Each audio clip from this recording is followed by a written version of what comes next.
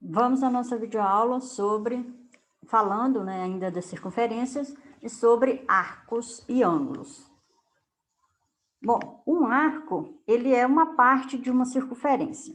Então, aqui na nossa figura temos uma circunferência lambda, o centro O e sejam AB dois pontos da circunferência que não sejam extremidades de um diâmetro, ou seja, não estão em lados opostos comparado com o centro da circunferência. Então, temos a circunferência, o arco menor, ele é a união dos pontos, dos extremos, né, que no nosso caso são os pontos AB, mais os pontos da circunferência que são interior ao ângulo. No nosso caso, aqui na figura, temos esses pontos aqui que estão interior ao ângulo. Então, o arco, ele é uma parte da circunferência que reúne os extremos e mais os pontos interiores de um ângulo. Igual aqui no nosso caso, AB, ele compreende os pontos, os extremos A e B, e mais os pontos que são interiores ao ângulo A ao B, sendo O o centro da circunferência. Designamos o arco de algumas formas. Por exemplo, quando já está subtendido quem é o centro, colocamos simplesmente AB. Quando queremos enfatizar qual é o centro da circunferência, colocamos o ponto O também. Então, designamos por A ou B. E quando tenho aqui um ponto, chamei aqui de Y, aí designamos para diferenciar se é o arco maior ou menor, colocamos também, podemos colocar, né, o ponto Y aqui e escrever AYB. Já o arco maior, ele é a união dos conjuntos dos pontos AB e dos pontos da circunferência que estão no exterior do ângulo. Então, se eu tenho, um arco maior, ele é a parte exterior ao ângulo A ou B. E a parte interior é o chamado arco menor. Bom, falando agora do ângulo central. O ângulo central de uma circunferência é o ângulo que tem vértice no centro da circunferência. Qualquer ângulo. Temos aqui na nossa figura o ângulo A ou B. Agora, se eu tiver aqui um outro ponto, digamos, C. Então, o ponto C, eu tenho um outro ângulo central. Por exemplo, eu tenho o ângulo COB, tenho o ângulo COA. São todos ângulos centrais. Se uma circunferência de centro O ângulo central determina um arco AB, dizemos que o arco correspondente ao ângulo central A ou B, dizemos que AB é o arco correspondente ao ângulo central A ou B, e também podemos dizer que o arco AB, ele é o arco subtendido pelo ângulo A ou B. Então, sempre que estamos falando de arco e ângulo, eles têm uma correspondência de arcos e uma correspondência de ângulos. Então, aqui na nossa figura temos A ou B, o ângulo central, aqui A ou B, e temos o arco correspondente, que é esse pedaço aqui da circunferência de A até B. Esse aí é o arco. Ó, as medidas de arco foram estabelecidas em correspondência com a medida dos ângulos centrais. Ou seja, a medida desse arco AB, vou marcar aqui esse arco de uma outra cor, marcar, por exemplo, de vermelho. Então, a medida do arco que está aqui em vermelho, ele é a medida desse ângulo, vou marcar aqui de azul. Então, a medida do arco que está marcado em vermelho, ele é a medida do ângulo central, que está marcado em azul. Certo? E as propriedades de ângulos, de soma de ângulos, por exemplo, continuam valendo para arcos, já que foram medidas, a medida de um arco é a medida do ângulo central correspondente. Agora, falando do ângulo inscrito. Acabamos de ver o ângulo central, que no nosso caso aqui temos A ou B no nosso desenho, né? O sendo o centro da circunferência. Então, A ou B é o ângulo central, é um ângulo central da nossa circunferência. Temos agora o ângulo inscrito. O ângulo inscrito, ele é um ângulo que tem vértice na circunferência e os lados são secantes a ela. Então, temos aqui o vértice V, ele pertence à circunferência. Então, esse ângulo aqui, ele é um ângulo inscrito. E o ângulo central, o vértice, é o centro. Bom, temos aqui, então, esse ângulo V, ele é inscrito, o ângulo O, ele é o ângulo central, e AB é um arco correspondente ao ângulo central AOB e também correspondente ao ângulo inscrito AVB. Então, temos essa correspondência de arcos e ângulos centrais e ângulo inscrito. Um teorema importantíssimo e bastante usado diz que um ângulo inscrito é metade do ângulo central correspondente. Da mesma forma, né, o ângulo, e portanto, né, o ângulo inscrito, ele é, a medida de um ângulo inscrito é metade da medida do arco correspondente. Ou seja, se eu tenho o ângulo aqui inscrito, ele é metade desse ângulo central. E o ângulo central é o dobro do ângulo inscrito. Se o ângulo inscrito mede alfa, o ângulo central mede 2 alfa. Ou se o ângulo central mede aqui beta, então o ângulo inscrito correspondente vai medir beta sobre 2. Como provar esse teorema? Vou fazer a demonstração exatamente como está lá no livro do CEDERJ. A demonstração divide em 3 casos. O primeiro caso, o centro da circunferência pertence ao lado do ângulo inscrito. Igual o nosso caso aqui, o ponto O, ele pertence ao lado do ângulo APB. Nesse caso, temos que, observem que o ângulo POA, ele é isósceles, porque esse lado é um raio e esse outro lado é um raio também. E, então, se ele é isósceles, esse ângulo aqui da esquerda também mede alfa. Agora, observe, então, né, que temos 2 modos de obter esse ângulo aqui, que eu vou chamar de gama. Eu tenho que gama mais 2 alfa é igual a 180 graus. Isso.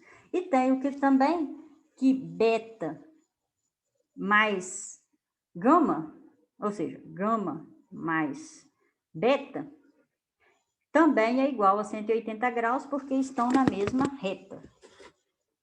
São ângulos suplementares.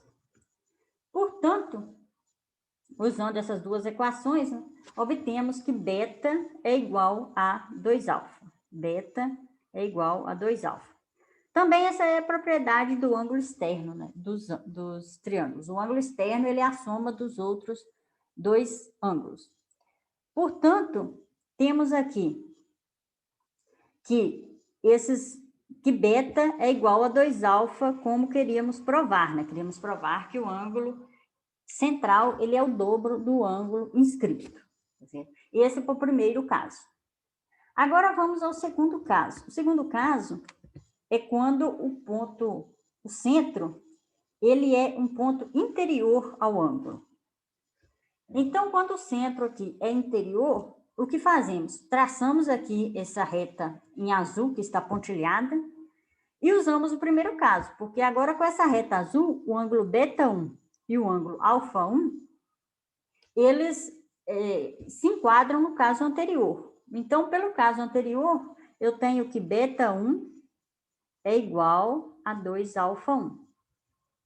E usando também o caso anterior, eu concluo que β2, aqui está errado, β2 é o dobro de α2. β2 é igual ao dobro de α2 pelo caso anterior.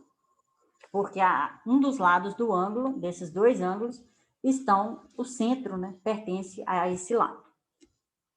Então, beta, né, que é o ângulo central, ele é β1 mais β2. Então, eu obtenho que esse ângulo central todo é o dobro do ângulo inscrito, certo? No meu caso, que a figura ficou mais aberta, no livro do CEDERJ a figura está mais fechada um pouco. Mas, de qualquer forma, o ângulo aqui, APD, ele é metade do ângulo AO, aqui o centro, B. E agora o terceiro caso, já fizemos o caso em que, no primeiro caso, o centro estava no lado do ângulo. No segundo caso, o centro estava dentro, no interior do ângulo. E agora é o caso em que o centro está no exterior. Quando o centro, aqui eu tenho o arco A até B. Então, nesse arco AB, então o centro está aqui do lado de fora do ângulo inscrito. Quando ele está do lado de fora, eu traço também a reta passando aqui pelo vértice, passando pelo centro. E então, agora, quando eu considero agora o ângulo α2 e β2, temos que, pelo primeiro caso, como o centro está sobre o lado, então, pelo primeiro caso, temos que β2 é o dobro de α2. É o dobro de α2. Portanto, eu tenho que, agora usando essa igualdade e mais essa aqui central. É isso? Então, eu quero chegar que beta é igual a 2α. Então, usando novamente que o primeiro caso, eu tenho que esse ângulo que eu acabei de marcar de verde, também o centro está sobre o lado. Então, pelo primeiro caso, novamente, eu obtenho que o ângulo central, que agora é beta mais beta2, beta mais beta2, que é o ângulo que eu acabei de marcar de verde, ele, pelo primeiro caso, ele é o dobro de alfa mais α2, usando esses ângulos que eu marquei de verde aqui na figura. Então, juntando essas duas igualdades, não é isso? Substituindo, melhor, a primeira na segunda, então, β2 vai cancelar com esse 2α2 aqui, então vamos sobrar que beta é igual a 2 vezes alfa, certo? Então, esse teorema que acabamos de provar, dividindo em 3 casos, sempre obtemos que o ângulo central é o dobro do ângulo inscrito. Então, temos aqui na nossa figura que o ângulo central, que é beta, ele é o dobro do ângulo alfa, certo? Então, se eu sei que o central mede beta, eu vou ter que o inscrito mede beta sobre 2. E se eu tiver que o ângulo inscrito mede alfa, igual aqui na nossa figura, eu vou obter que o ângulo central mede alfa sobre 2. Ou melhor, mede 2α.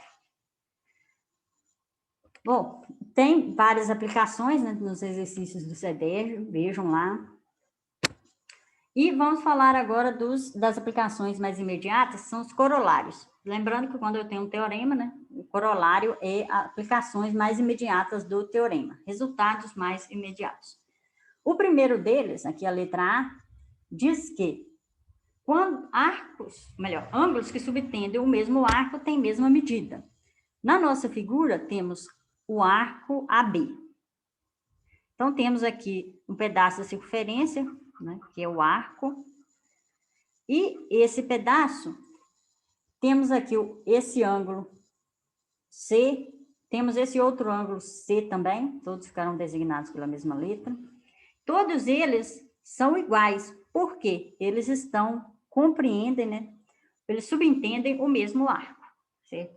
Então, ângulos sejam ângulos inscritos, igual está na figura, ou seja, ângulos centrais, eles têm a mesma medida. Outra consequência, aqui que está na letra B, é que todo ângulo reto é inscritível numa semicircunferência, e reciprocamente, todo ângulo inscrito numa semicircunferência com os lados passando pelas extremidades é um ângulo reto. Lembrando que semicircunferência é a metade de uma circunferência. Então, semicircunferência é quando eu tenho 2 pontos, um arco, de modo que os extremos, igual na nossa figura A e B, quando eu traço o segmento ligando eles, esse segmento é um diâmetro, ele passa pelo centro. Então, quando eu tenho a metade de uma circunferência, ela é chamada de semicircunferência. Na nossa figura, então, temos que esse ângulo aqui, ele é um ângulo raso, né? Mede 180 graus. Se o ângulo central mede 180, o que diz o teorema anterior? Diz que o ângulo inscrito mede a metade, né? Então, esse ângulo aqui, ele é 180 dividido por 2, ou seja, ele é um ângulo reto.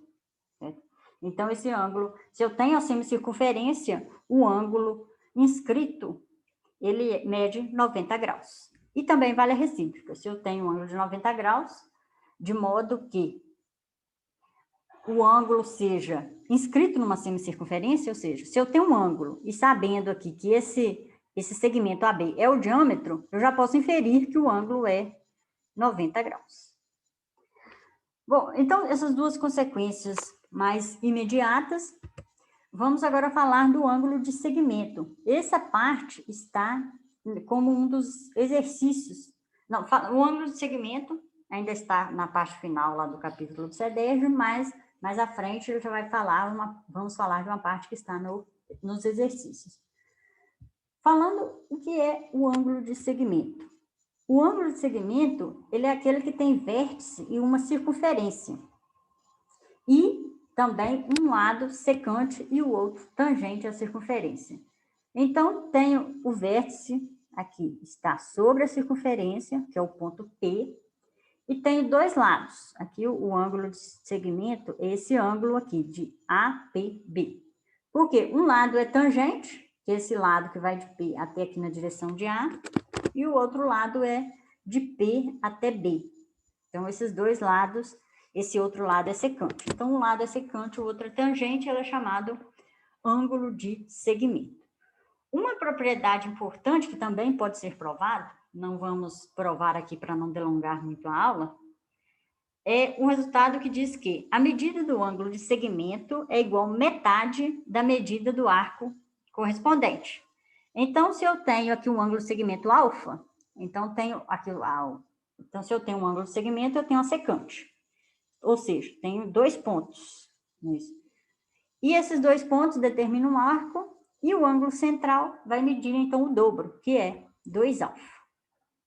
Então, o ângulo de segmento ele tem o dobro da medida, ou melhor, ele tem metade da medida do ângulo central. Ou, falando de outro modo, o ângulo central tem o dobro da medida do ângulo de segmento correspondente. Temos também o ângulo excêntrico. O ângulo excêntrico, ele é o ângulo, pode ser excêntrico interno ou excêntrico externo. Vamos ver primeiro o excêntrico interno.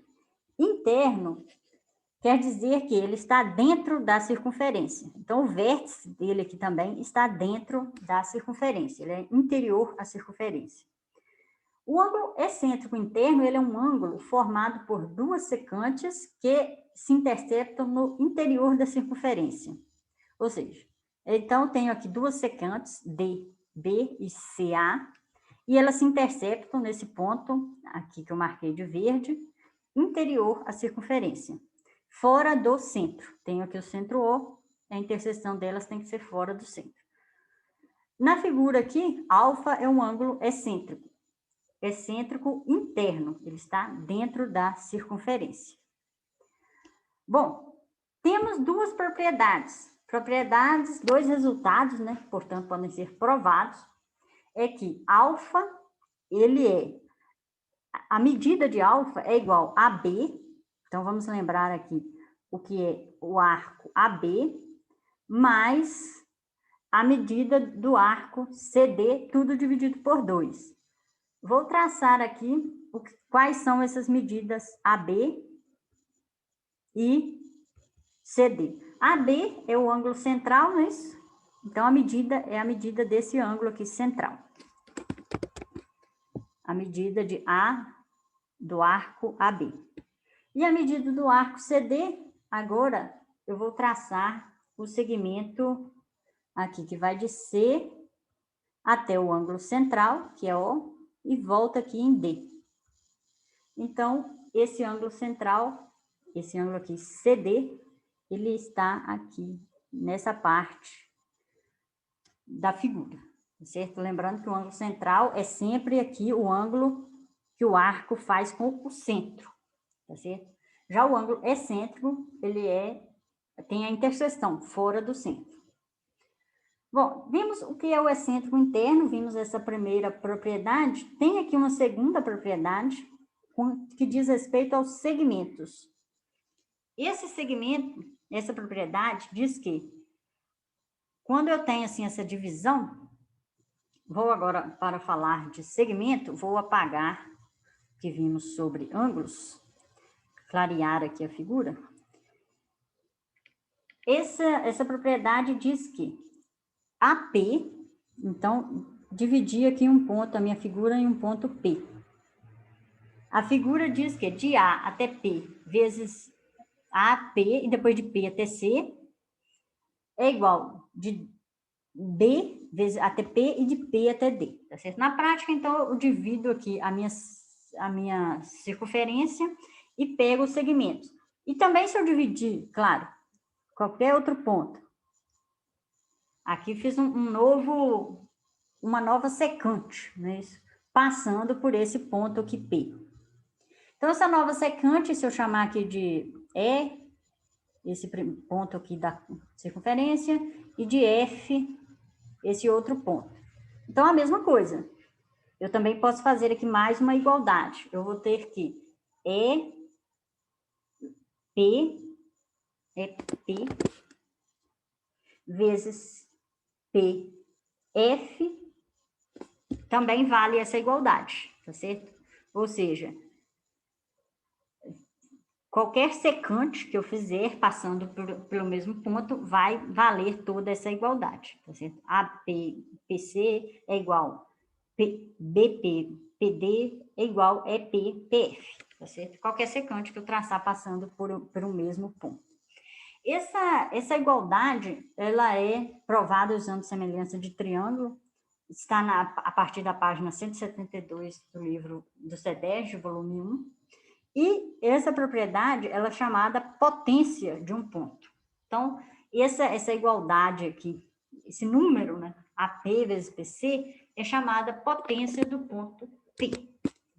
Então, vimos duas propriedades para circunferências com ângulos com ponto interno. Vimos a igualdade de ângulo, como encontrar o ângulo, e vimos como encontrar o segmento, o tamanho do segmento, certo? Sendo que essa segunda parte, quando fala do segmento, é a chamada potência, está a partir da página 172 do livro, não está junto aqui com a parte de circunferência, certo? Agora, já vimos o ângulo excêntrico interno, vamos ver o ângulo excêntrico externo. O ângulo excêntrico externo, ele é o ângulo igual está aqui na figura. Ele é o ângulo formado por duas secantes que se interceptam no exterior da circunferência. Então, tenho duas secantes. Igual aqui no nosso caso, consideramos primeiro a secante AP, ou melhor, e depois aqui no ponto B. Temos aqui duas secantes. Lembrando que secante intercepta em dois pontos a circunferência. Essa primeira secante intercepta nos pontos A e D, e a outra secante intercepta nos pontos C e B. Então, são secantes. Quando são secantes e que se intercepta no exterior da circunferência, o ângulo formado é chamado excêntrico externo. Então, esse ângulo alfa aqui na nossa figura, ele é um ângulo excêntrico externo. Certo? Para encontrar esse ângulo alfa, temos a seguinte igualdade. Ele é a medida do arco AB, menos a medida do ângulo do arco CD, dividido por 2. Então, se eu tenho aqui o ângulo central AB, lembrando que o ângulo central sempre passa pelo centro e pelos extremos do arco, tenho aqui este ângulo AOB, E tem o outro ângulo central, que vai de C até o centro e depois até D. Então, esse outro ângulo central, a diferença entre esses dois ângulos que vai dar a medida do ângulo alfa da minha figura, porque a medida de arco é a medida do ângulo central.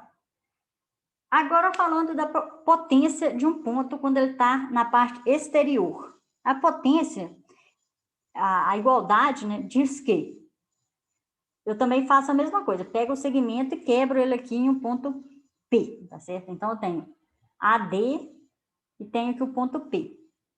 Então, de P vezes D, vezes, melhor, de P até D vezes PA é igual a P vezes C e P até B, tá certo? Então, primeiro eu pego o segmento menor, P até D, e depois multiplico por segmento maior, de P até A. Isso é quando o ângulo quando o ponto, né, P é externo. E faço a mesma coisa para outra secante. O primeiro segmento menor vezes o segmento maior. E aqui tem uma outra igualdade, que é quando eu tenho um ponto de tangência. Certo? Lembrando que ângulo excêntrico é definido por secantes. Então, esse ângulo aqui que passa pela tangência, ele não é considerado ângulo excêntrico, porque ele não, essa reta de baixo não é secante, ela é tangente. Mas ela também vale a propriedade da potência de um ponto, que ela quando eu coloco na igualdade, eu multiplico, né, ela ao quadrado, tá certo? Então, PD vezes PA é igual a PT ao quadrado. E essa também é a chamada de potência de um ponto em relação ao círculo, é a potência de P em relação a essa circunferência. Em relação a um círculo, em relação a uma circunferência, certo? E essa parte da potência também está lá a partir da página 172 do livro do CEDEJ. Por enquanto é isso. Na próxima vamos falar sobre o comprimento da circunferência.